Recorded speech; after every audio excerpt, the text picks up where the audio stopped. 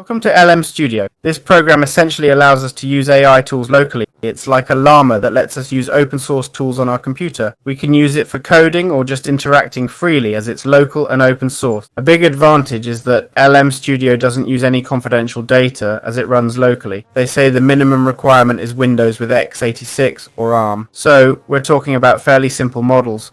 It's true that some models in LM Studio might need a powerful PC while others won't. That's what this tool is about. How do you get LM Studio?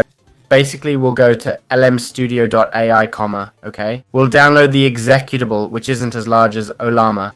Ollama was almost a gig. This is half that. Let's open it and choose if we want it for just me or all users. We'll select just for me. We see it requires 1.3 gigabytes of space. Now we finish with LM Studio open and it'll start up. To begin, we can click on Get Your First LLM. It recommends DeepSeek R1 with 7 billion parameters. We can get it here or just press S. And that's it. It's that simple. Once we have LM Studio on our computer, as you can see here, we have various information. It's quite intuitive where it talks about, well, we can set different modes. User mode for just chats, power user mode, and developer mode. Here we have advanced settings like system prompts, model temperature, and more. We'll discuss these in another video, but let's focus on how we can use our own model. To choose a model, we go to the Discover section. In the Discover section, we can select the model we want. Here we have different DeepSeek models. There's one integrated with Qwen, with 7 trillion parameters. As you see, they give us various options and different configurations that we can use if we're going to utilize the CPU heavily and so on. So,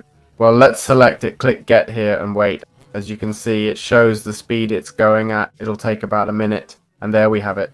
We click Load Model, which is the same as selecting the model up here. And when creating a chat, we select it from here, and that's it.